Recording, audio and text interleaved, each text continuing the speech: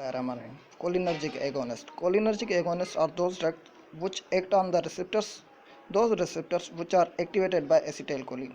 Means के वो दवाइयाँ, वो मेडिसिन्स, वो टेबलेट्स, वो कैप्सूल्स वगैरह जो कि एक्ट करें उन रिसेप्टर्स पर जो एसिटाइलकोलिन से बाइंड होने के बाद एक्टिवेट हो जाते हैं। यानी बेसिकली ये जो फंक्शंस प्रोड्यूस कराएंगी या जो एक्शंस प्रोड्यूस कराएंगी वो करवाएंगी एसिटाइलकोलिन वाले।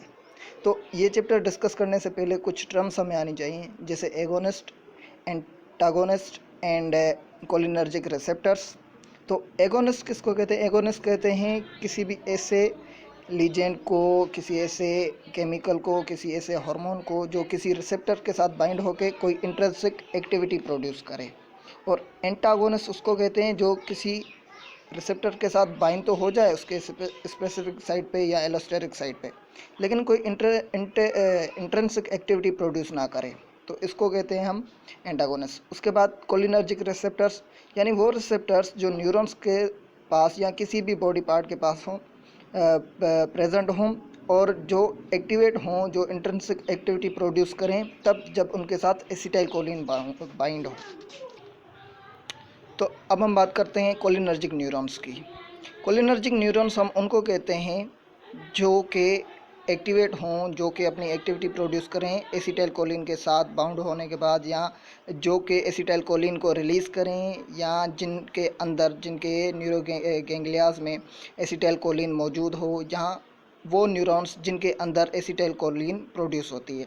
अब neurotransmitter transmission at cholinergic neurons. Cholinergic neuron के पास न्यूरो ट्रांसमिशन कैसे होती है? तो इसमें बेसिकली 6 स्टेप्स इन्वॉल्व होते हैं। अब वो 6 स्टेप्स कौन से हैं,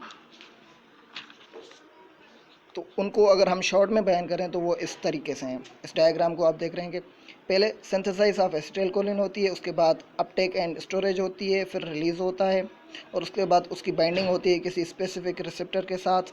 तो चलें इसको थोड़ा डिस्कस करते हैं कि सिंथेसाइज एसिटाइलकोलिन सिंथेसाइज कैसे होती है। कि जैसे आप देख रहे हैं डायग्राम में कि जो कोलिन है वो सोडियम के साथ को ट्रांसपोर्ट होकर न्यूरॉन के अंदर आ रही है, और एसिटाइल जो है वो एसिटाइल कोएंजाइम ए के साथ बाइंड होकर न्यूरॉन के अंदर नर्व फाइबर में आ रही है। अब यहाँ पर क्या होता है कि एंजाइम होती है कोलिन एसिटाइल ट्रांसफरेज या एसिटाइल कोलिन ट्रांसफरेज एंजाइम। वो क्या करती है कि कोलिन और एसिटाइल को आपस में बाइंड करती है और एसिटाइल कोलिन बनाती है। अब जब ये एसिटाइल कोलिन्स बन जाते हैं वो सारे, तो ये एक वेजिकल के फॉर्म में स्टोरेज हो जाती है, यानी सेकंड स्टेप। अब वेजिकल के फॉर्म में ये स्टोर तो हो गए। अब क्या होता है कि आप देख रहे हैं कि यहाँ पर कैल्शियम की इन्फ्लक्स हो रही है किसी भी गेटेड चैनल आयन के किसी भी चैनल के थ्रू सोडियम कैल्शियम जो है वो अंदर आ रही है। अब कैल्शियम अंदर आके क्या करती है, इस वेजिकल के साथ बाइंड होती है, और कैल्शियम के बाइंड होने के वजह से ये वेजिकल जो है वो रप्चर हो जाती है, क्योंकि यहाँ पर कुछ इलेक्ट्रिकल चेंजेस आती हैं, ठीक है, कि इनके चार्जेस वगैरह में कोई डिफरेंस होता है, ठीक है। उसकी वजह से क्या होता है, ये वेजिकल्स रप्चर हो जाती हैं और उसकी वजह से जो एसिटाइलकोलिन है वो रिलीज़ होती है। अब ये कैल्शियम अंदर क्यों है, ये किसी भी स्टिमुलस की वजह से अंदर आती है, ठीक है। अब जब ये एसिटाइलकोलिन रिलीज़ होते हैं, ठीक है, तो ये साइनेप्टिक जो स्पेस है वहाँ पर पहुँचते हैं, ठीक है।